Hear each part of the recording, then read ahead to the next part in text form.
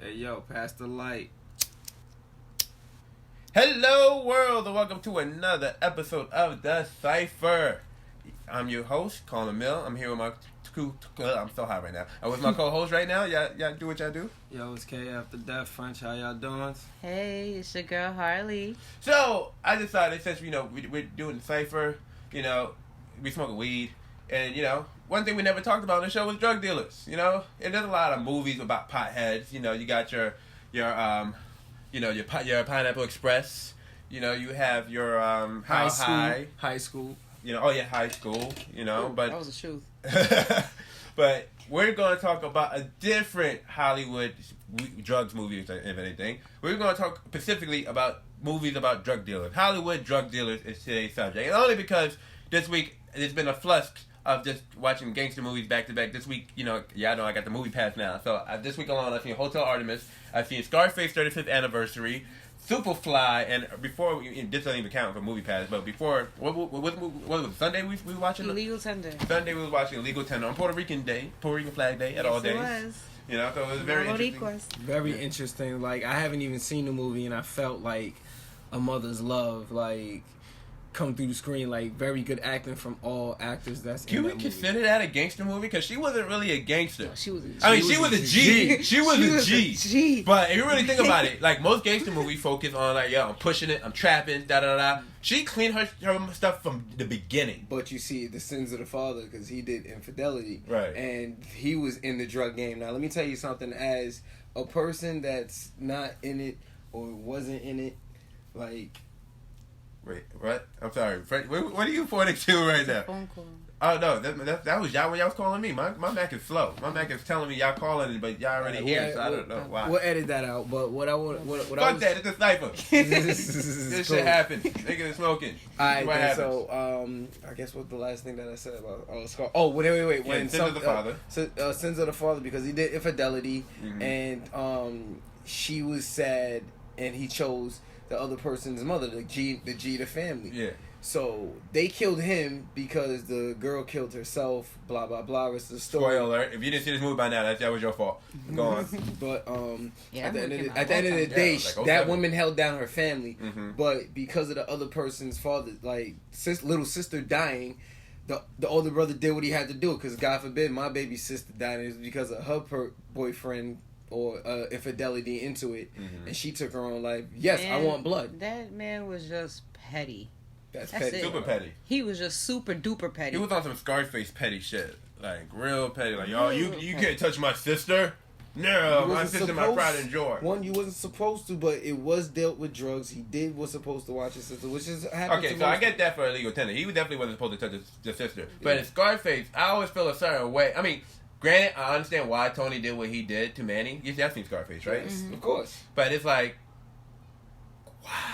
You know what I mean? Like, granted, probably Tony knows something about him. Like, y'all, don't be putting your dirty dick in my sister. Like, you know what I mean? Like, maybe Tony knows something. Like, don't be putting your shit. Because, man, it's like Bad Boys. You know how Will Smith and his character. I think it's an unwritten rule, mostly with guys. It's Yeah, just yo, don't try to fuck my sister. But he you're married my best friend. But he married her, though. Well, he did it the right way, but you still should have had the brother's blessings. That's where he messed up. He didn't tell her. He kept it a secret. That's where he messed up. No. She kept it a secret because he said, "Yo, let's tell Tony."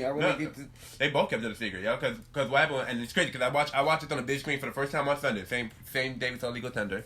I'm sitting there in the theater. I'm watching this movie, and I know what's gonna happen. And it's crazy because even though I know what's gonna happen, it feels even bigger on the big screen. So you're like, oh no. This is it. Oh, no. Please, Tony, don't do it. And, Tony, Manny opened the door. He sees his sister. He look at Manny. He's like, no, Jesus Christ. And it's like, oh, my God. And that's the thing that's crazy about these films. It's like, even though, we can't relate to, but not all of us. Us sitting here. We can't relate to, the drug dealing aspect, trafficking drugs, murdering people in cold blood and all that stuff. We can't relate to things like that, you know what I mean? But when it comes to those moments where it's like, protecting family, like in Legal Tender, or, trying to make a living, like in Scarface, or, dealing with your loved ones, like in Scarface, or now Superfly. Now, here's the thing about Superfly real quick, and I know I'm going left and right with this conversation and everything like that. With Superfly, when I came to the theaters yesterday, was it yesterday? Yes, it was yesterday. Well, it was about to be midnight, so it was the day before. Anyway, so when I went to go see Superfly, right, I knew what I was expecting. I seen the original movie, and since the original movie came out, every drug dealer movie basically been trying to be Superfly. So I'm like, okay, how you guys gonna tell me the same story that 100 dudes already, like, what you gonna do different? You know what I mean? And whatchamacallit, unlike Illegal Tender, where you go like, all right, I can relate to saving my family, and, you know, like, the only thing I can say I can relate to Superfly is, want to be an entrepreneur, want to be able to get your shit together, like, I need to get out of here. I need to start new.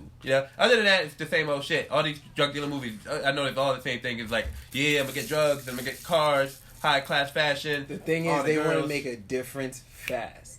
And that's one of the fastest ways. Yeah, you're definitely right about that. And it's crazy. It's like, nobody ever learns, like, that's the, trying to get fast money fucks you up in the long run. Always fucks you up. I think that's the theme of all these movies, maybe, I don't know. But if you watch Scarface, you watch, Superfly, any of these movies, once you start, and it's crazy, they made sure they put, like, the main character, Priest, and what's crazy, his name is Superfly, his name is Priest. like, I always thought that was funny. Even in the original movie, his name was Priest. I was like, why they, like, everybody called the dude Superfly. But anyway, so, Priest is with his main guy, the guy who put him onto the game. He's like, yo, I need more work. I need that money. That guy. And the guy's like, nah, man, once you start doing that, you start becoming noticeable. Everybody want to fuck with you. And then once, and the dude, he didn't listen. So he's like, nah, I'm going to do this. And then, of course, that's exactly what happened. Everybody started noticing. Everybody want to know what's going on. Everybody want to be in the mix. You know what I mean? And I'm sorry, guys. As I'm trying to have this conversation, I'm about to tell these guys about the drama that happened. I mean, I can literally hear drama happening outside my window. Like, I don't know if y'all can hear it, but... Oh, I heard it. Like, it's not even a doubt. But that's just regular stuff going on. Right, yeah, That's New York. Yeah, that's New York. As long as nobody don't get shot right now, somebody gets shot. This podcast is not going to air. Like we're just gonna have to start the whole episode. What you mean? Edit that part out. Right now, man. We like, people asking, what were you doing that day? I wasn't in the neighborhood. I wasn't here. Edit that part out if it has to. There's a part in Superfly, the new one, not the original one. Like in the original one, Superfly, I keep calling him Priest, was robbed by some junkies in the original movie, so like some crackheads. So they're like, in 2018. A Superfly nigga ain't gonna be robbed by no crackheads. Like, the only person you gonna get, mess with some other drug dealers or whatever. Mm-hmm. So they updated it for, there was just like one dude who kept hating on him the whole time. And I was like, what is it with people hate? Because the same thing with Legal Tender. It's like, they really hated that woman. Like, and even though she had nothing, she didn't even know. She didn't even know. And I was like, yo, what is it? Like, I don't think she didn't know. I think she had a feeling. Everybody has that feeling. Mm-hmm. She had that, of course she had it. Right. But it's the simple fact, like, she at the end of the day, she didn't know. Right. And even when he had the opportunity to tell her, he still chose not to tell her. Right. And it was like, and that hate kept on going for years, And I'm just 20 years. And I'm like, and it's like, it's if anything I learned from these movies is you gotta watch out for your haters.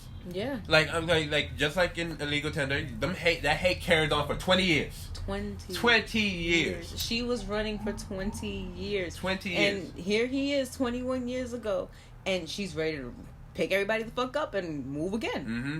And she had she never worked, and she had the houses for it. Right. Like, you never seen her struggle. Nah. It's crazy. That same thing in Superfly. The guy had a crib. He had an old foreclosed crib that he didn't do nothing with until the day he needed to get the money off the floor and digged up the money, and then gave it to the real estate agent. Like, I'm ready to sell it now. Basically. Right. What I was saying in Superfly, there was this one guy who looked like 21 Savage, but he discount 21 Savage, but he 11 Savage. He discount. So, he's drunk and he's like, yo, this guy getting money. I want his money. I want to eat what he's eating. And it's like, Jesus Christ, man, chill. Like relax. And, the whole movie, he just couldn't relax. Like, he just wanted this man's life. And literally, just like, I'm going to kill this man. I'm going to be Superfly. And all that. And it's just like, the hate. And it's just like, yo, it's... Maybe it's not even just drug dealers, because any celebrity or anybody who dressed nice, got a nice car, got women or whatever, I guess. It's simple. Dog eat, dog world. It's drawing attention to yourself. It's how you do it and draw attention to yourself, because, like a smart man told me one day, not told me, but I saw it either on a movie or somebody said it. He was just, yo, I walk everywhere. I sell coke, though, but I walk everywhere. Why do you need a car? Like, why do I need a car? Like, yo, why do I need bling? I dress up. I have this nice little Rolex. I dress up in Hawaiian shirts. I got nice shorts. I got nice shoes on. Like, yo, I make a real drug dealer knows how to make real money and then know what style to make to be unnoticeable. Right. If you give somebody, like, if you give a regular person exactly $100,000 a week, you're gonna style. But a real smart person's gonna be like, nah, I'm gonna look okay, not broke though. Like, I could, like, that's exactly how you should move. And the real quiet ones. Yeah, but I think after you see movies like Scarface or Superfly, these guys want to be the gangsters they see on screen. You know what I mean? Like, you ever seen well, I'm trying to think. There's so many true stories I've heard. I can't even think of a documentary at this point, but there's always a documentary or something where they talk to a guy who's like, you know, quote unquote gangster, and they ask him like, yo, you know, who inspired you? They always bring up the movie like, yeah, man, Tony Montana and da da da da da. I remember the documentary called The Real Sopranos. There was a real mafia family, right? A real life mafia family who was watching the show The Sopranos, and the FBI was tapping their crib, and they would hear them watching Sopranos. Like, oh, they're talking about us. Hey, that's us on the screen. Oh, shit. Like, whoa. Oh, like, come on, man. Like, you don't, shut up. Stop having these conversations. Like, what are you doing? Like, you pretty much telling on yourself. You know, like, and it's funny because I'm watching Superfly, and I'm like, yo, like, because the movie is, you know, an up-to-date version of that story. It's not, you know, it's not based on the 70s. But since the 70s, there's been a lot of movies about being a gangster. There's been music videos, there's hip-hop and stuff like that. And I'm like sitting here watching, like, now because it's the youth now in this movie. This baby Superfly. You know what I mean? And I'm watching how these young cats, there's this one group, I think they were called Snow Patrol or something like that, with a whole gang, and there's a gang full of black dudes who wear nothing but white and sell drugs. Like, that's their whole shit, right? Wow. With a name like Snow Patrol. Snow Patrol. Remind me of what's going on out here. Like, it was a freaking snow gang and shit. But Snow Gang ain't had enough money for everybody to be dressed in all white. That's one thing I did. But I'm not part of that crew, so I can't speak on that. Can't speak on that at all. What do you call it? You know, I'm watching it, and, you know, I'm sitting here like, damn, is this movie gonna cause more propaganda? Like, cause, you know, it's like life, like art. What is it? Life imitates art, and then art imitates life. What is it? Because when it comes to hip hop, I can't tell the difference anymore. Like, who's imitating what now at this point? Basically. Because I know the older hip hop generation were, you know, bringing up like Noriega, you know, the rapper Noriega, talking about Noriega. You know, Rick Ross, you know, talking about Rick Ross. You know, these rappers were pointing to, you know, figures that they could point to. Even Biggie Smalls. You know, Frank White was from a movie called King of New York, who was a drug dealer in that movie. You ever seen King of New York? I think it's an interesting movie. It's not your average drug dealing movie, but it's up there. It's up there. Some gangster stuff. It's up there.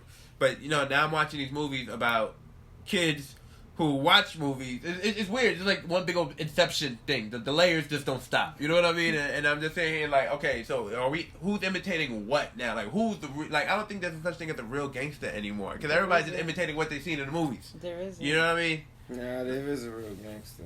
I'm not saying there's no such thing as real gangsters. I'm just saying these cats that we see today. Well, they're confused about who the actual gangsters are. Because nowadays, everybody thinks a gangster is somebody who came straight out of prison. Right. It's like, nah, the real gangsters. Shit, I came out of Rikers Island. That don't mean shit.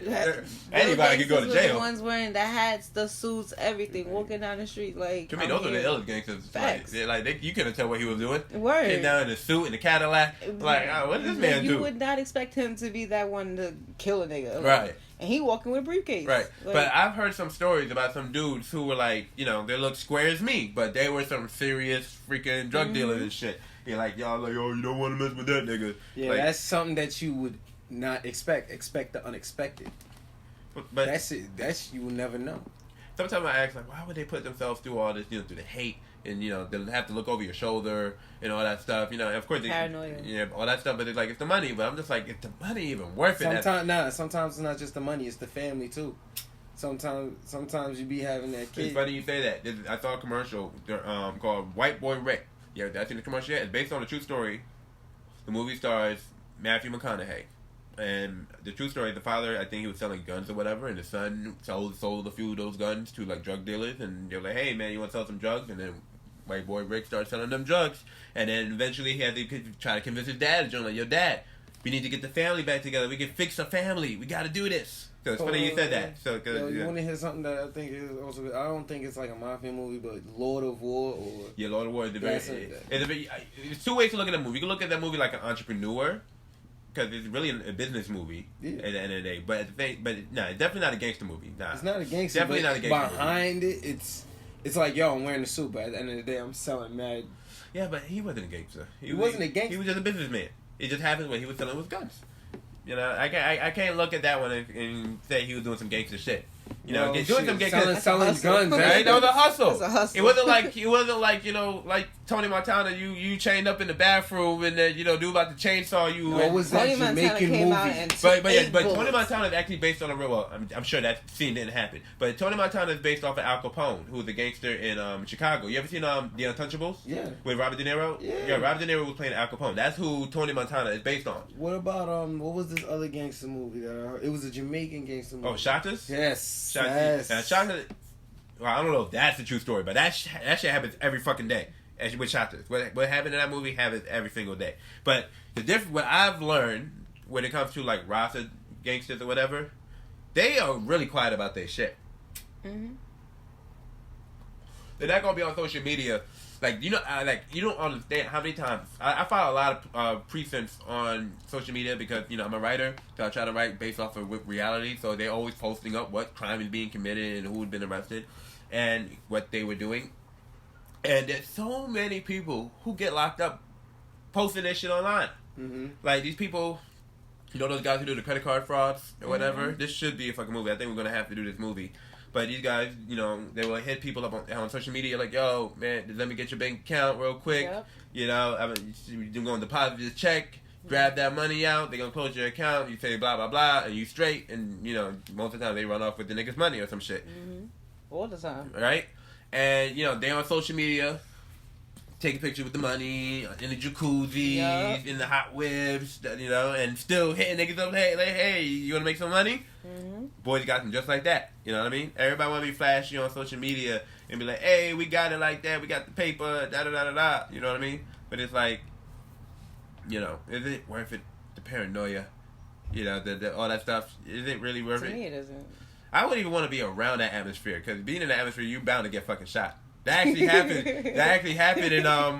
In Superfly. One of the girls was in the club and she seen these guys throwing money. So she's like, I gotta get this for the gram. And one of them niggas like, fuck you doing, bitch? Turn that shit off. And that one of the guys was like, yo, chill.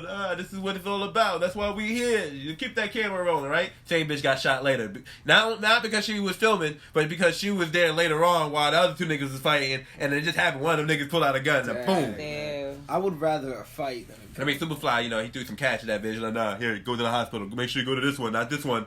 Be good. And he was out. And she's like, wait. And then she saw the cash. Like, oh, shit. So, shit, maybe we shouldn't have to go to the hospital. I know I'm bleeding, but fuck it. Like, that's a whole lot of money. I'll live. Screw that. I'm going to the hospital. Where the liquor store at? We can take this shit ourselves. Give me the weed, man.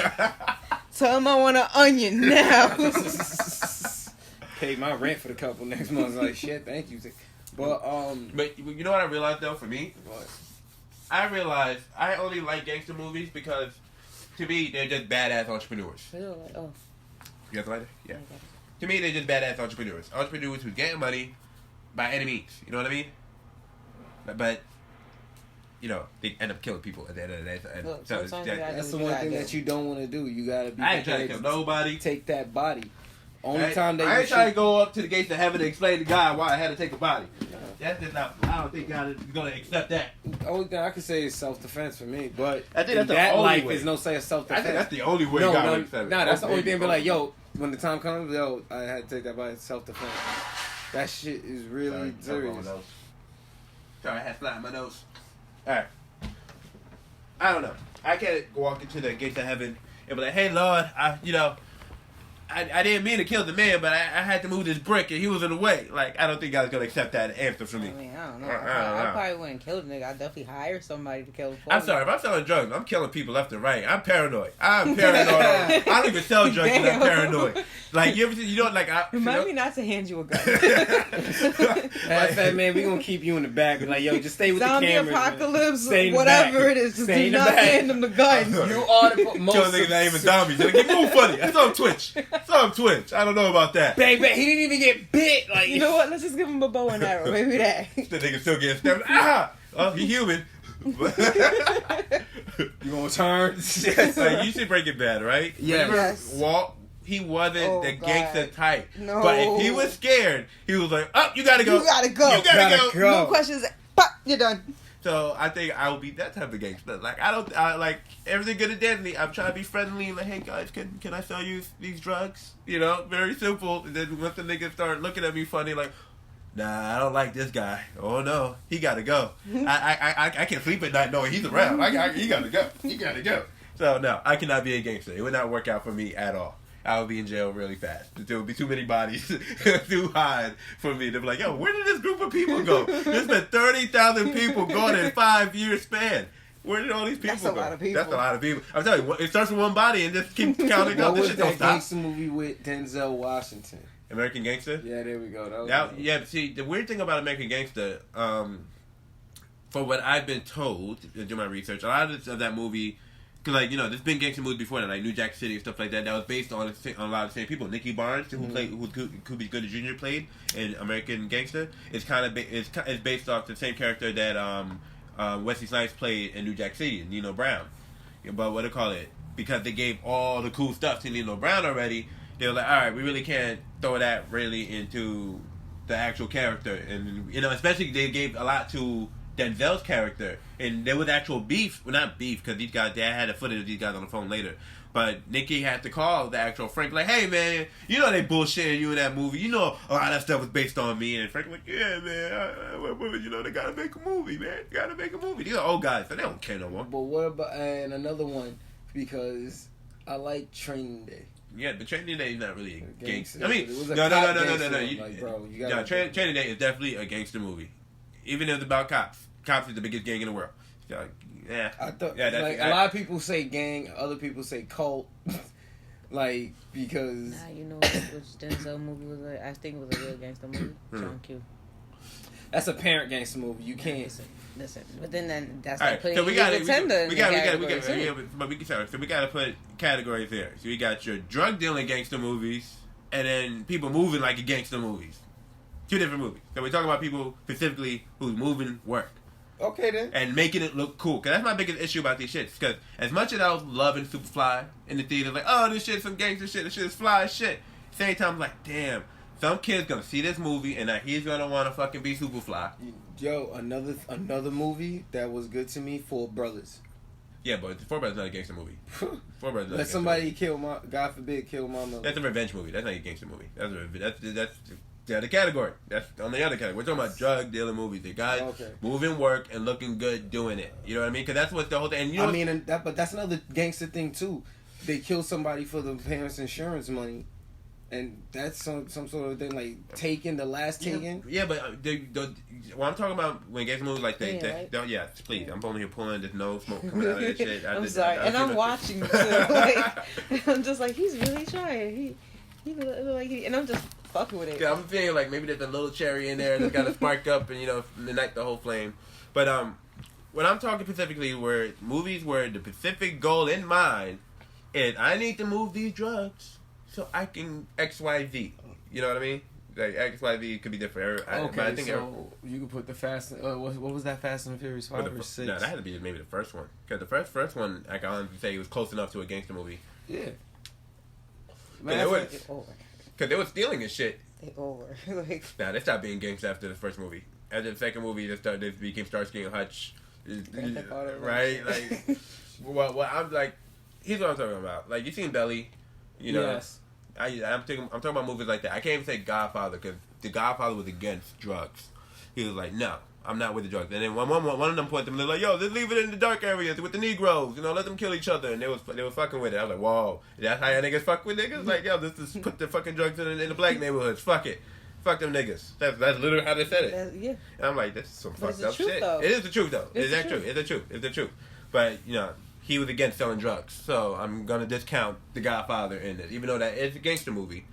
Maybe, hold on. Nah, there's a whole different line of movies now. So you got your pothead movies, your drug dealing movies, your drug dealer gangster movies, my head your regular gangster movies. Like my mind is just like racing. Like, there's a movie coming out called Sicario, was a sequel to another movie that was also called Sicario. This one's called Sicario, Days of Saladi. You can speak Spanish. How's that pronounced? Days of what? Soldado? Soldado. What's Soldado? I have no idea. Yeah, I have no clue. Well, that movie's all about starting a gang war with all the cartels. Mm-hmm. You know? Ooh. Yeah. So that's gonna be pretty gangster. Ooh. That's gonna be pretty gangster, but that's not a drug dealing movie. It's not a drug dealing movie. So I'm like, yo, that's different. It's different. Like Hotel Artemis, I saw this week. That was a gangster movie. Nobody was selling drugs in that movie. Mm-hmm. I ain't seen one person move a nick, a dime, nothing. Yeah. But everybody was in that movie with a gangster. Everybody. And you know what's crazy? I'm just going to take the conversation another direction real quick. That movie, it's advertised like an action movie. Action's like at the last 30 minutes of the movie, but it's so good you don't even care. You're so into those characters, like, yo, like, this is deep. They made these characters very enriched. And I'm like, that's why I like it in a good movie. A movie where you can see characters' growth and change and you can see them develop on screen. You know what I mean? A lot of these movies, you don't see that, especially in gangster movies, you know? A lot of people don't change. Other than, no. Because Superfly, this is where they fucked up at with this new one. In the old one, the nigga was like, I'm done. I'm not fucking with this shit no more. I'm out. Fuck this shit. Fuck this coke game. I'm not about this life no more. Drive off in his Cadillac into the sunset. He's done. Done. New movie. Nigga on a yacht. His man's like, yeah, man. So, you know, I'm still gonna hustle. Yeah, man. So I'm gonna see you when we re-up. I see you during the re-up. Like, what the fuck you mean you gonna see me at the re-up? Nigga, this is the moment you leave into the fucking sunset and leave this life behind. Talking about, I see you during the re-up. My nigga, what was the point of this movie? Man, I'm sorry. My money would have been on that boat. Yeah, I think not. Later. Click. Fishing in the background. Like they missed the whole point. I'm like, yo, what are they teaching the youth here? Like, the nigga... All About the Benjamins. It was a gangster movie. That was not a gangster movie. Oh, come on. That was not a gangster movie. That was not a gangster movie. It was he was a bounty hunter. True. He was a bounty hunter. That's not a gangster movie. If he was just a regular hood nigga, maybe. But I don't see why a hood nigga be running around. I would have took some of the diamonds, though. Did he take some of the diamonds? I think they did, but whatever. Shoot. We're just talking specifically drug dealers who were selling drugs, who just happened to shoot niggas every once in a while. We're talking about those movies. There's the reason why I haven't brought up Pineapple Express in other movies, because they don't count. Hi, those movies, they don't count. There's a lot of drug dealers in those movies, but ain't nobody killing nobody and making it look good. That's the whole thing. My whole point of this whole thing. They say Bad Boys. Bad Boys by Cops. That's about cops, but the opposite side was about drugs. But I'm talking about specifically the goal of the movie. The hero of the movie wants to sell drugs. And he just happened to have to shoot some niggas in it. There's been a minute since I've seen shit like that. Let's do any of these shits, man. Cool. I'm sorry, but I like this scene. Oh, this scene. So we're watching the chainsaw scene. So Scarface is playing in the background. It's the scene where it's the get the yayo scene. So before that moment, Manny's on his way up, and they already chopped the dude, split the dude's head in two with the chainsaw, and Manny shooting up the door. Tony's fighting with the guy in the bathroom. Manny's spraying in the crib. It's crazy. You know what's crazy? I'll never forget this. I had this conversation one time with somebody, right? There was this girl I really, really liked. She used to go to my church.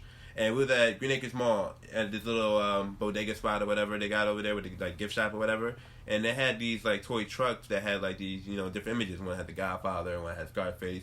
I was like, oh, Scarface, I love Scarface. I was like, you ever seen Scarface? She's like, nah, it's too violent. And I'm like, what? That movie's not violent. Then I looked at it and I was like, oh, yeah, they did try to do it with a chainsaw, and, there was a lot of gunplay in this, Oh, God, I like when the guy fell. And this is tame now compared to what we see today. Because we just 10 times worse now. Yeah. But back got more gore. But back then they couldn't handle this movie back then. I heard people were walking out. Like Lucille Ball from I Love Lucy? Mm-hmm. She was appalled at this movie. I was dying when I heard that. They hated this movie. But it's a classic now. It's funny because I remember my parents, when the movie came out, mm-hmm. I was born and the movie was already out. Yeah. So it's I remember one time it came on cable, and I remember hearing so many people talk about the movie, but I never saw it. Right. And I was so interested in watching it, and my mom came in and she got so mad because I was watching this movie, and she was like, "No, this movie is bad for you." And I was just like, "What?" I remember the first time I watched this. As soon as I saw them kill the first guy, I was like, "Oh, it's real." Then when I saw this scene, I was like, it's real. Shot right in the middle of the street. Right in the middle of the street. I don't care. Bang. You died. You killed my friend. Yo, the crazy thing, I'm watching this on the big screen, and I'm thinking I'm going to end up leaving at one point. I'm like, I know this movie. I've seen this movie. I don't have to sit here and watch all 3 hours and stuff, right?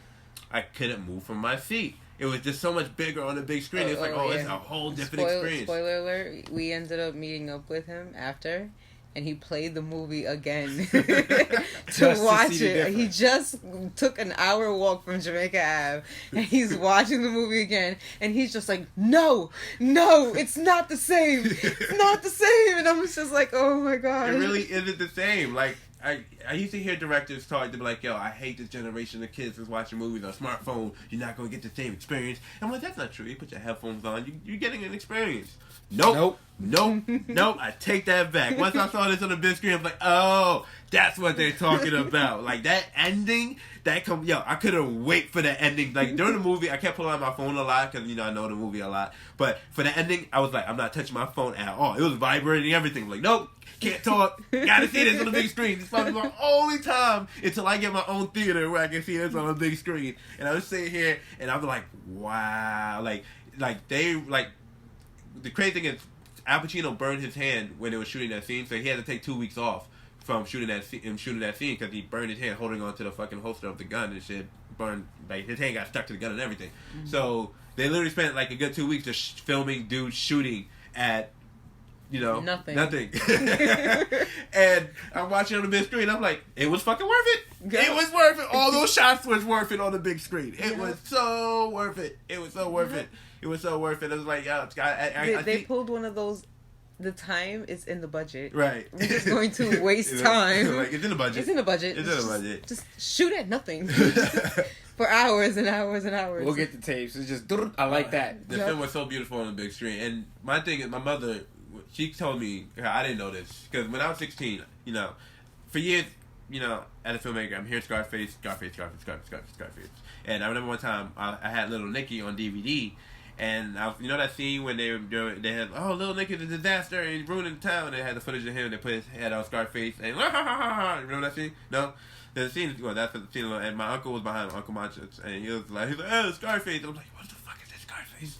And Rasha has this thing where they sell, like, it's a festival, the fall festival, and everybody's selling stuff or whatever. And this guy every year was selling DVDs, and I saw he had everything, Scarface, Godfather. So I'm like, I'm buying them all. Mm-hmm. So I bought the whole collection, Godfather, I bought Scarface, and I just happened to buy Carlito's Way that same week. So I'm like, oh, it's Al Pacino week this week. We watching it all. So I spent the whole week, one movie a day, watching these movies. So Scarface was the first movie, Godfather, Godfather 2, Godfather 3, Carlito's Way, and then that's what I wanted to say. Carlito's Way. Yeah, Carlito's Way is a gangster movie. That's definitely a gangster movie, and he ended up having to move drugs. I think at one point, didn't he? Did he have to move drugs at one point? Yeah, he did.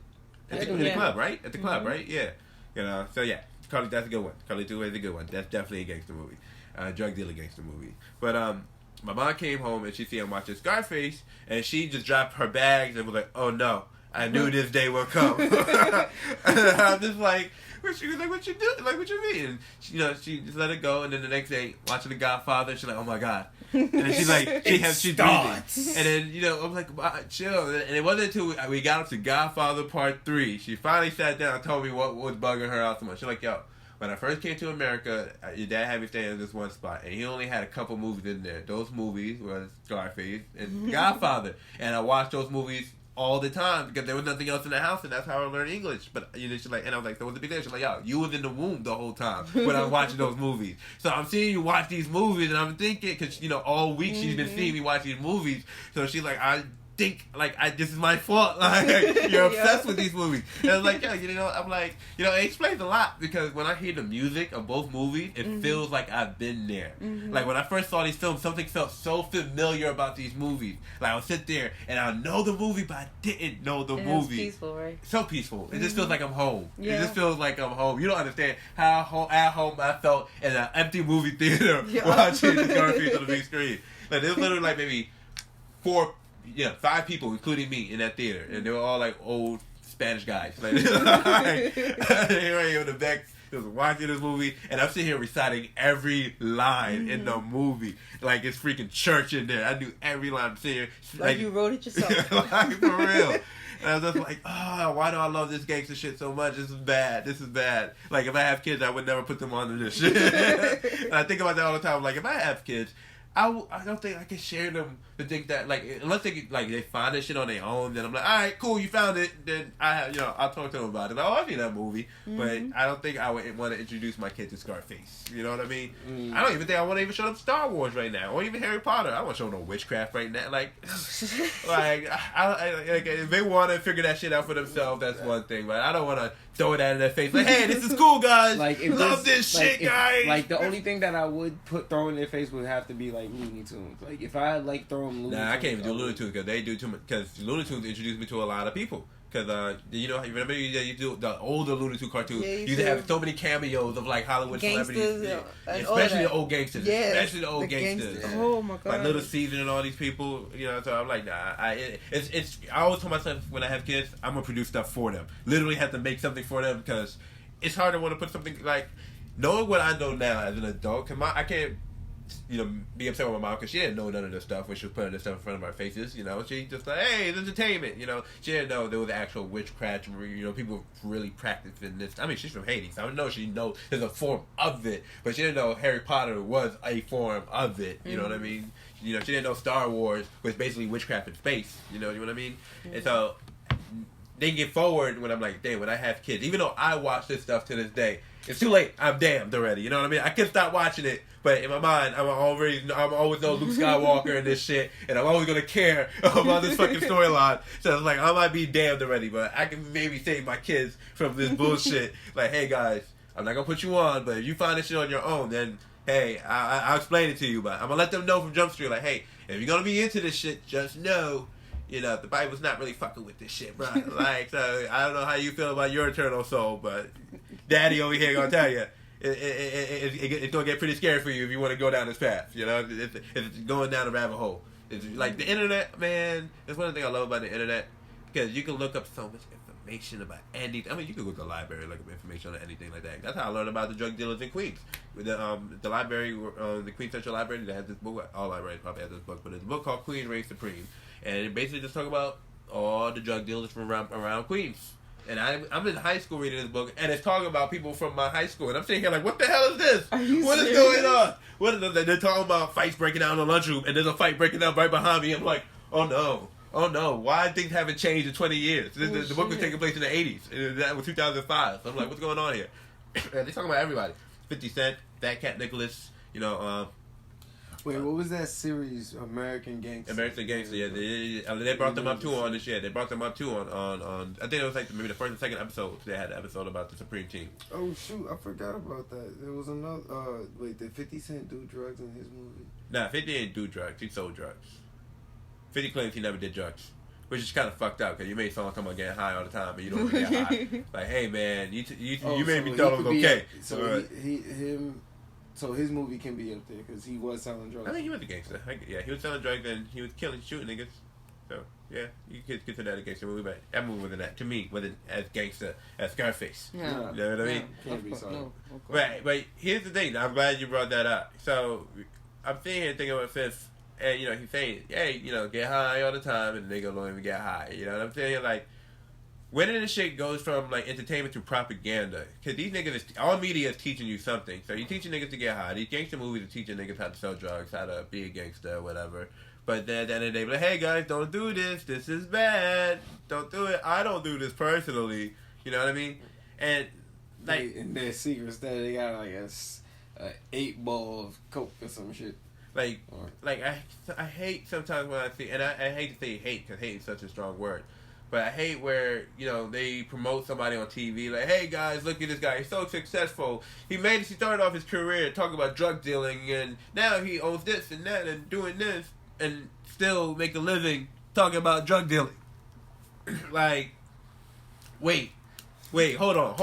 Like, hold on. Stop the press. Like, wait. So much other people. So, he's a successful businessman now, but he's still going to teach my children and myself and everybody else, it's cool to move bricks. Yep. You know what I mean? Like, hold on, why can't we just talk about, like, hey, it's cool to sell watches. Like, hey, I'm selling bottles. Like, you know what I mean? Like, I'll still sing that song. Like, I'm watching Superfly, and I'm sitting here like, you know, these guys are moving books. I still would enjoy this movie. Like, like, because if you just change the product, it's the same story. True. You know, niggas hating, niggas want beef, niggas want your money. That happens. It's true. That is like, so... Like, why must it always be drugs? Actually making money successfully and still want to hate. I'm like, yo, why are you? Like, you're always gonna get haters. I don't mind haters, but don't try to come after me, because if you come after me and I gotta do self-defense, that means you taking a body.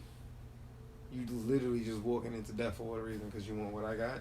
Same thing as you thieving. Like, if I have a brand new car, it's in my garage. You think and I hear you, the camera's telling me there's somebody in your garage trying to steal your car, because by that time I'm going to have a Siri, somebody is going to steal your car. Like...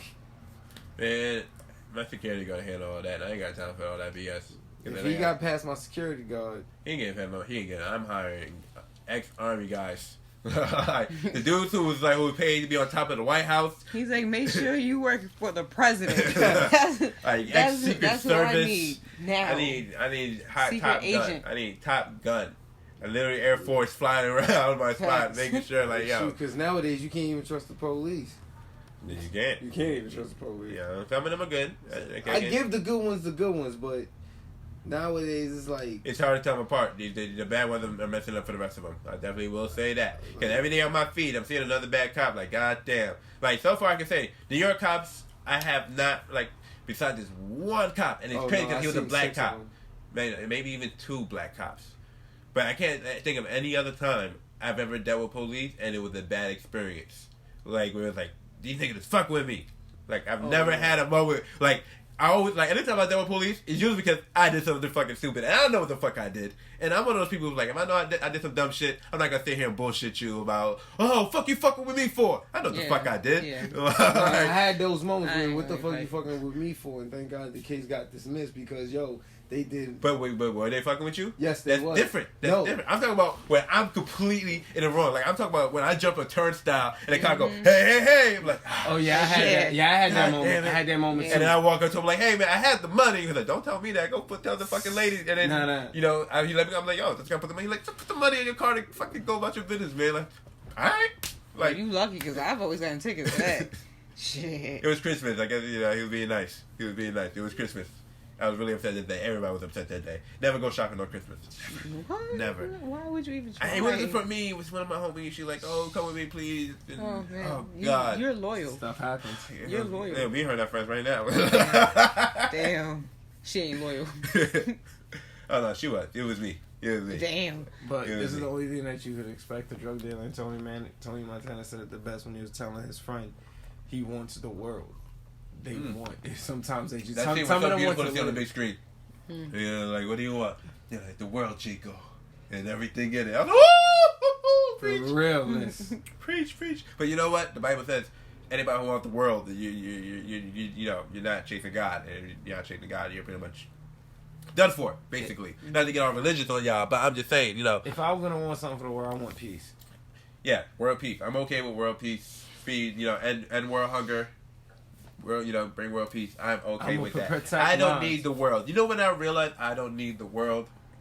When I was doing, well, I'm still doing real estate, but when I was still doing real estate full time, I would go to like people's cribs who died or whatever, you know, because now we're selling the crib, we got to throw out their stuff. And it's like, I'll never forget this guy. He had a big crib, right? And his crib looked like it was the shit in the 80s, you know, but he had mad cribs, so nobody came to his house in mad long. Like, his crib just sat there for mad long or whatever, right? So we go in and we're throwing stuff out, and he has all the high-tech gears from the 80s and stuff like that, all the cool stuff. And I'm sitting here like, yo, man, you know, as time go by, you know, technology change, you know, people buy different things, and, you know, shit go out of style, and then you fucking die. You know what I mean? So, like, and not just that building that made me thought about it. The Playboy Mansion. There was a guy on Vice.com. He wrote an article about going to the Playboy Mansion. He's like, yo, like it smells like a retirement home in here. It's like old furniture and this and that. And you walk into a room like, damn, niggas used to fuck in here. It was just that old and moldy. And like what I showed you guys the other day with the Michael Jackson raid, when all that stuff is like, you don't need. Why do you need all these things? You're not going to go like Michael is not going to be buried with his Spider-Man and his giant ass Tomb Raider statue. I mean, listen, dude, that is a fan thing. It was cool. It was amazing. It was cool. It was amazing. But you don't need all those things in your house. You don't. You don't need that. Like, as a kid, like, I get it. Michael's a big kid, so as a kid, that shit is fucking awesome. Oh, shit. Like, as a kid, I wanted that. Like, I still want that's it. for a game room setting. That is for a game room. It. What you mean? That shit was like $40,000 a day to keep running that whole amusement park he had in his crib. It's like, come on, man. Like, you gotta charge somebody. I'm charging everybody. Look, $20 a day. That's good. Just bang. You just. It's Michael Jackson. Wait, come on. You can't even be serious. But you never thought about it for like he never did it for the money. Right. He did it because he just wanted to bring happiness. Right. Yeah, bring happiness. Like, you gotta think about it. Like, he was like, you know how Jay-Z be like, yeah, I got the Rolex, the hot car. You know, Michael was like, hey, I got a giant giraffe. I got a roller coaster. Yeah. You know? Like, whole chip. He had land This is for cool. days. Like, hey Land guys, for days. want to see my giant Ryu statue? You got Ryu? I got Spider-Man too. You got Spider-Man. Basically. Like, I'd be charged like $5 a day.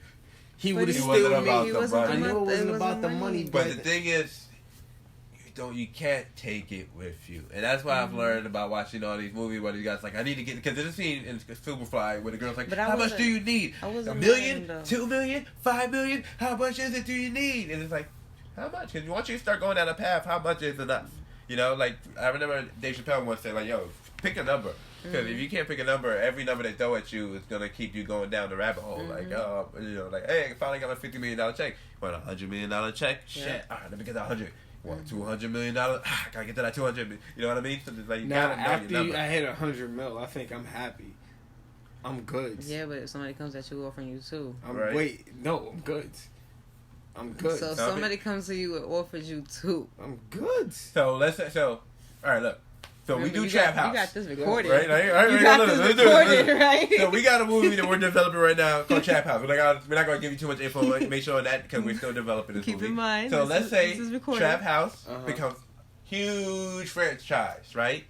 And we ran it for all its course for in our perception. We're like, all right, we did like 6 movies, there's board games, there's video games, you know, T-shirts. You know, we went all out on our own. We didn't ask for no extra help. You know, people are already giving us licensing deals to make toys and all that stuff. You know, we already got our experience room and all that stuff. And then we're like, you know what?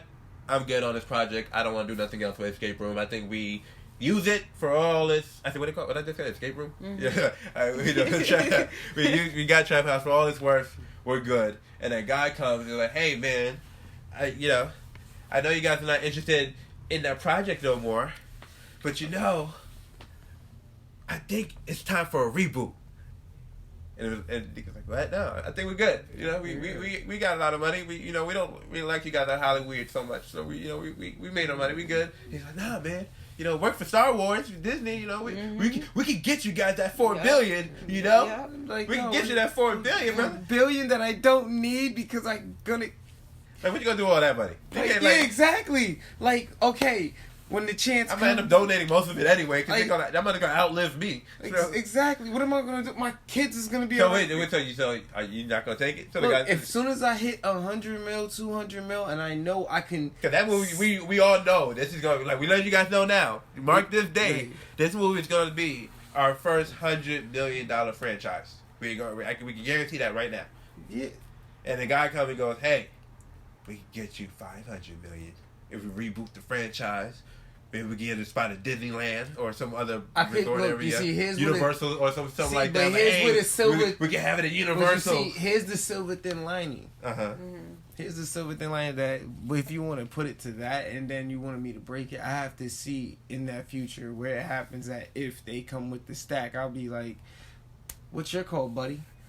I already told you. I'm tapped out of the story. I'm like, I don't want to do nothing else with this. Then this. I'm not gonna do nothing else because I can't do it without you or anybody else.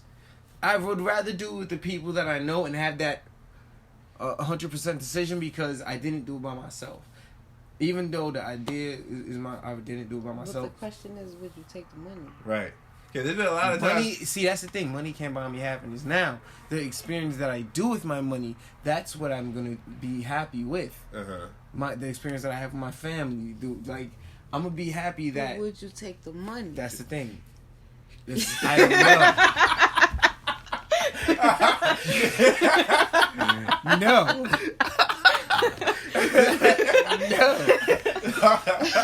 It's like, yo, man, I don't know, man. If they got $500,000 right in front of me, I can see him now. He's like, yo, man, you know, I know I told you I wasn't with the shits, though. Yeah, I'm good, thanks. But, you know, the money's already in the car. So I was just thinking, you know, I'm already outside, so you just come. The key is in the ignition. I might as well turn it on, you know. Like, put the car in drive and just move on down. Like, you know, just fucking let them have it. Like, we're not going to do nothing with it anyway. Nah. That is a trademark. I'm never going to let that go. I might tattoo that shit. No, that ain't going to have to come with some Star Wars money for me. I'm sorry. For Billy. They have to. I'm sorry. It worked for the Muppets. It would work for Star Wars. Gonna work for our franchises. Shoot, if it hits us $4 billion, I'm taking that deal. It has to. That's the only way I'm on. Like, oh, $4 billion? Mm-hmm. Okay, because there's a lot of companies that start off that don't sell themselves for $4 billion. A lot of movie companies like Summit Entertainment, so the Lionsgate wasn't for no $4 billion. The only company I can remember that actually, not even company, trademark that I remember selling for billions was Power Rangers. Power Rangers, the guy who made Power Rangers, smart guy too. And I know this had nothing to do with weed, but the guy, Saban. I forgot. Sinbad. No, his name is Saban. It's Saban. It's pronounced Saban. Yeah, he's an Arabian dude. Oh, okay. Yeah. So I keep forgetting it's like Haim Saban. It's, you know, but I'm trying not to be racist. I'm sorry, guys. You know, I'm trying my best here. So he really is. His facial expression and everything. Hey man, raise it. I mean. But so Saban, what do I call it? When he first came to this country, you know, matter of fact, he wasn't even in the country. He went somewhere else, and he was watching the Power Rangers show in Tokyo or whatever. He was like, "Yo, we need to bring this to the States." And he literally just took American footage and edited with the footage that they shot in Japan, and made that into a huge freaking franchise. Toys, live events, videos, you know, Power Rangers galore. I remember reading that story. And then he sold it to Disney for $1 billion for a franchise he didn't even shoot. Well, you know how cheap Power Rangers were? So you know why they kept replacing the early Power Rangers? Because they kept asking for more money. She fired them. Like, instead of paying these guys more money, I'm gonna just fire them. That's why a lot of them wasn't in the movie. That's why the whole cast changed before the movie. Because they was like, "Oh no, we gonna do a movie? You gonna still pay us shit numbers?" Like yeah. We got no money for that. And, you know, so he sold it to Disney for $1 billion, and then he ended up buying it back because he felt like they were messing with the franchise, and he only gave them like $800 million. Like, so it was like, damn, you didn't even give it back for it. And then he sold it again now to Hasbro, but I don't think it was in the billions anymore. There ain't nobody paying that no more in the billions. But you know, trademarks can become $1 billion things if you know what you're doing with it. And I quote me now, people. If somebody's gonna buy, because we got numbers of projects, people. I don't want to toot our own horns over here, but we got over 800 projects in development. So out of those 800, best believe at least 25, 30 of them, hopefully more, will be huge blockbuster franchises and work out. You know, I can't say that for all of them because some of them are small indie projects, but we're looking at 20, 30 of them to be, to go the staple of our studio. So expect a lot of that coming out soon because it's a new world out here, people. Everybody making movies. Even Courtyard Marriott is making movies now. You know that? Courtyard Marriott. Hotels, people. They make hotels. The whole business is a fucking hotel. And then now making movies. They're making movies now. Everybody's making a movie. Even Amazon, not even Amazon, Alibaba is selling movies. Everybody's selling movies. So it's like the top two things. Well, they're not selling movies. Movies more like marketing. You know what I mean? It's content marketing, because they're trying to convince people to buy shit. So you watch the Courtyard Marriott movie, they're trying to convince you to go to the Courtyard Marriott. You know what I mean? Yeah. You see a Pepsi movie, they're trying to convince you to drink Pepsi. Even Sprite got Sprite films. So, you see a Sprite film, they're trying to convince you to drink Sprite. Matter of fact, when I was at the Coca Cola spot, like, it was dead ass amusement park of just Coca Cola. Literally, I walked in. I'm like, this is just one big ass Coca Cola commercial. I paid to be in a Coca Cola commercial right now. Everywhere you turn, and they literally had a room. It was a theater, and all they showed was Coca Cola. Like, there's mad commercials, and I'm just like, I wish I smoked some weed before I got here, because I would love to sit here and just watch all these commercials. Just sit here, yeah, they had all, because all around the world, there's mad commercials, and then they had a room where you could taste all the flavors that they sell all around the world.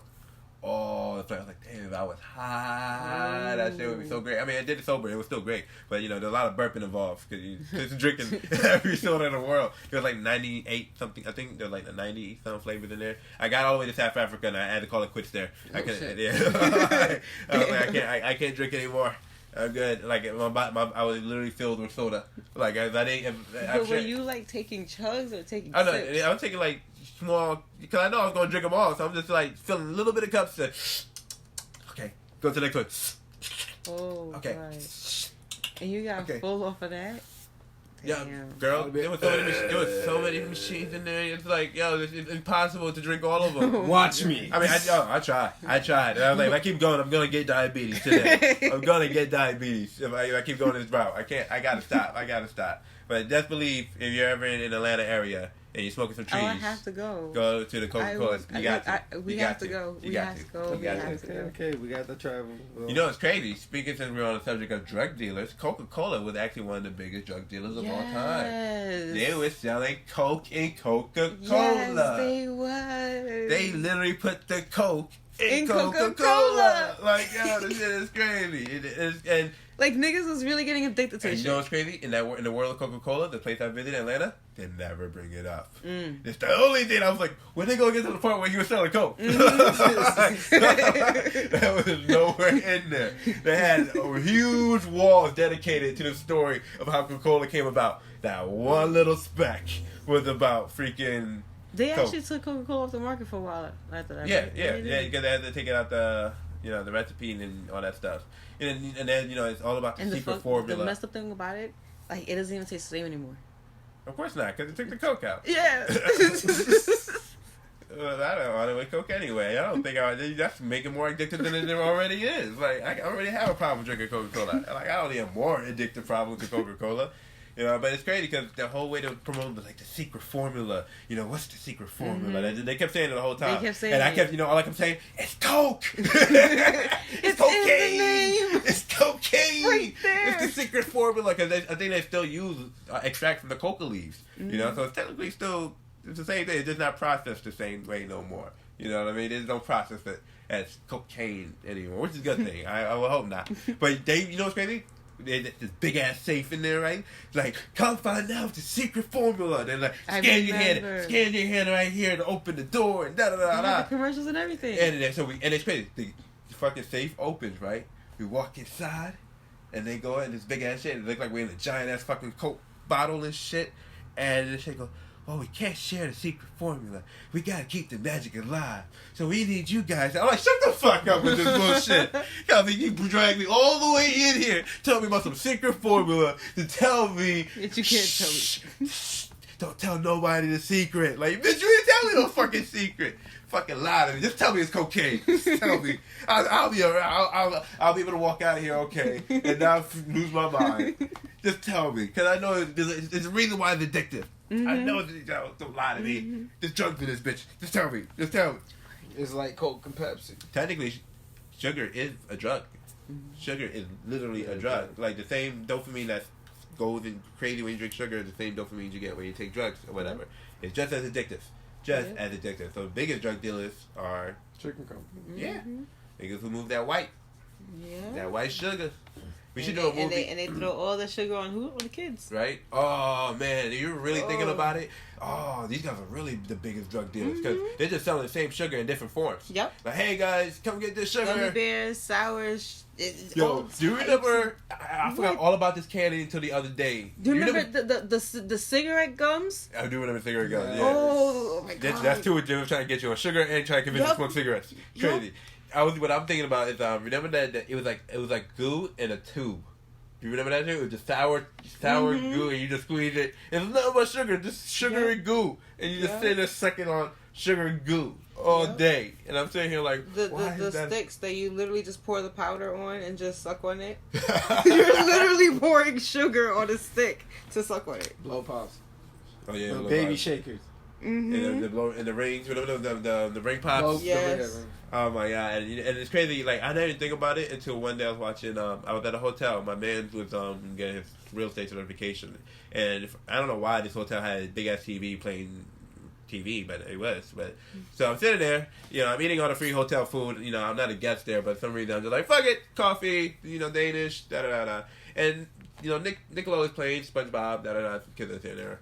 And then I'm watching the commercials, and nonstop, I'm just like, God damn, 6 of these ads had sugar, full blown sugar. First it was the cereal, Reese's Puffs, da da da da. Yeah, if it's not sugar, it's toys. Right?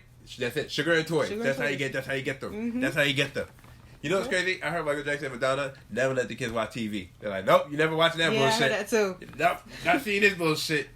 Because, it's propaganda at the end of the day, It's like, like I said, like, prime example, since we're on the subject of gangster movies and stuff like that. I had a friend, I'm not going to say his name, but all he used to watch, because it was the only movie he had, was Menace to Society. You ever seen Menace to Society? Yes. That's some gangster shit, some hood shit. Best believe that's how he moved all day, talking like a movie, walking like a movie. Now, I know this kid personally. He wasn't raised like that. He was a square like me when I met him. Very square. Very, very square. But then, at one point, I had, focused on my film. He was focusing more with the hood shit. Watched more of that movie over and over. Then, slowly it became about that life. And it's like, my thing is like, I feel like, we have to be more responsible with our art. Because, yes, it looks cool, the stories are fun, it's cool to be a gangster, it's cool to be tough and all that. But then, you got to think about the repercussions, repercussions. People are going to watch these movies, and they want to be gangsters, they want to be tough guys, and then they leave the movies, and they mimic what they see on screen, and then they end up in jail, like my friend who I was telling you about, who's watching Menace to Society all day. Like, when I was a kid, when I saw Menace to Society for the first time, I didn't want to leave the fucking house. I was like, nope. And here's the crazy thing about it. When I saw Menace to Society and Boys in the Hood, I didn't know I lived in the hood at all. So I was like, oh, I'm glad I don't live in that area. It wasn't until like high school when I was like literally hanging with because a lot of drug dealers wanted to make, wanted to rap and then rapping in music videos. I made videos, so like, yo, come fuck with me, and then I'm hanging with these guys. I started realizing, holy shit, these guys are drug dealers. Holy shit, this is the hood. And especially that book I was reading, Queens Reign Supreme, I connected all the dots, like, oh shit, this is the hood. Oh, that movie Belly makes so much sense now. Well, I think they live. Well, if you're gonna do that life, you gotta live by one code. You're gonna live by the sword, die by the sword. Yeah. And that type of sword equals only one thing: death. Right, you're going to jail, you're getting shot up and broke, or you're that's it. You shot up or broke. Yeah, you either broke, shot up, in jail, or dead. Yeah, that's pretty much it. There's not much you can do after that. Not too much people make it out of. This is the scene when he was lying out his ass, wasn't it? No, this is the scene. Scarface is still on, guys. So I'm sorry. So now I think they're in Colombia or Bolivia. Well, I forget the country. So what do you call it? Frank needs not at the meeting, and he did. The guy wants to up the supply, and Frank's man is like, "No, we can't up the supply." But Tony's like, "No, we can do this. You can front this amount of the drugs. We can front it." And this is the crazy thing about drug dealing, because you can't be saying yes to all these deals, and you can't be saying no to certain deals, because people, they die over this stuff. You know what I mean? Mm-hmm. So Frank's man was basically trying to warn Tony, like, "Yo, man, you can't just be." Fucking with these niggas like that. You don't know them like that. You can't be just up in the deal. You ain't even talk to Frank about if we're going to be able to move all this or not. But the only thing is, he was somebody knew this man was snitching somewhere else, so he didn't even get to tell Frank what was going on. So Tony ended up having to do that himself. And, things go downhill from there. I mean, from Frank. But you got to be careful. There's an actual scene in Superfly is very similar where, the guys were like, yo, we're going to need you to keep pushing this. I heard you trying to leave town. You can't leave town, bro. You moving a lot of work for us, and we gonna need that to keep moving. And that's the thing about that life. Even if you want to get out, sometimes you can't get out. I mean, I can't imagine another nigga telling me he gonna kill me because I don't want to sell no drugs. True. Like, whoa. Hey, wait a minute now. Like, but see, that's how them niggas, see, and that's where people get fucked up, because that's when they're like, oh, I'm going to the cops, I'm snitching, and it's like, no, you don't snitch, that's the worst thing you're gonna do, and then, it just gets downhill for you. So if you're not ready to snitch, you're not ready to kill another nigga, you should become a gangster. Yeah, you really should have not become a gangster at all. That's the reason, I've been to jail before, I've never snitched on somebody before, I've never done it, but, if somebody, like, I've seen Goodfellas, them niggas was like, yeah, man, these niggas gonna kill you. They gonna kill your wife. So it's either you help us or we put you back on the street and they gonna murk your ass. That nigga was fucking singing like a bird. Like, well, this is what happened. And, here we are today with the actual fucking movie called Goodfellas about the whole shit. But, I personally ain't about that life, so I stay out of people's business. If I don't know, I can't tell nobody nothing. And that's the perfect way to go about it. When I see niggas moving shit, I'm like, oh, I'm going home. Gotta go. I don't know what's going on here. Who is in this building? I can't see. I am partially blind. Like, somebody help me out. I can't see. Where am I going? Like, it's like, what you don't know, you can't tell. I love this scene, though. And let's put the vibe up so y'all can hear what's going on real quick. This was a really good scene in the big screen, too. Why don't you leave your friend here? When you're gone, maybe you can tell me how to run my business. I think Frank would like to see you. But that's okay. You know what's crazy? How nobody think this is disrespectful that Al Pacino is basically in what do they consider Spanish people? Like, that blackface is blackface. Mm-hmm. So what do we consider this for Tony Montana? Because this man is definitely not Spanish. He wasn't. So what do you consider this? He's not Asian, so you can't really say yellow face. I think that's what they say for Asians, right? I can't tell. I'm sorry if that was racist. I don't know.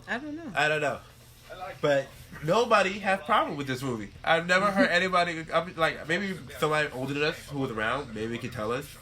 But I've never personally heard anybody go, I would this love white to. man running around pretending to be Cuban. Maybe I gotta be around some older Cubans and hear what they say about Scarface. But all the older heads I've seen love this movie. Look, this right here. It's just... Yeah, got him in the helicopter. You know that was the actual person that was hanging there? It was a stuntman. That was the actual person hanging from the helicopter. Oh my god. Some people are dedicated to the craft. Not me. Not that dedicated. Like, oh, you gonna throw me from a helicopter? It wasn't an actor, it was a stunt double, of course. Yep, see, that's what happens when you're in the drug game. Ain't worth it. Ain't by a helicopter. Ain't worth it. And they got the Drew coming out. That's dedication. I love the acting skills of the stuntman and everybody. And then he got carried away. And the shoe dropped. The shoe dropped. The shoe dropped. I never noticed the shoe dropping until now. Why? That's the one thing I love about the movie. As much time as I watch it, I always pick up something new. My mom told me she only reason why she liked gangster movies because they're just nice. That was it. Mm-hmm. That's all she cared about. I remember I was watching the gangster movie in front of her. She's like, damn, why are they cursing so much? Or they always cursing. I was like, wow, they always were cursing in this movie. The cursing's always been here. She's like, I don't remember them cursing so much. I'm like, so what you saw in these movies? She's like, they're just nice. I'm like, wow, that's all you peeped. That's all you peep. It's crazy. These gangster movies, the reason why I didn't grow up in South Ozone Park. Originally, we lived in South Ozone Park until 1993. But my mom, watching all these gangster movies, we lived in the area of John Gotti and the rest of those gangsters. Mm-hmm. And we hanging around, we're not hanging around, but the Italians were all over us, and not all over us, but, that was our community, mostly, you got Haitian Americans and you had Italian Americans and everything. And, every 4th of July, John Gotti would throw, an event and come to the door like, hey, come join us. And Mom was like, oh, we're good. Thank you. We're all right. Because she didn't want us to go to a party and get shot up. So I'm like, no. Like, oh, come on, it's free. The kids can come eat. She's like, no, thank you. Appreciate it, though. Thank you. Like, she really, really didn't want to deal. She was afraid to deal with these cats. You know what I mean? And I remember one time, my mom, she drove, like, they had got a brand new gate. Just got a gate done. And my mom actually drove into that shit. Right? In her old Oldsmobile. I'll never forget this car. Drove into that shit.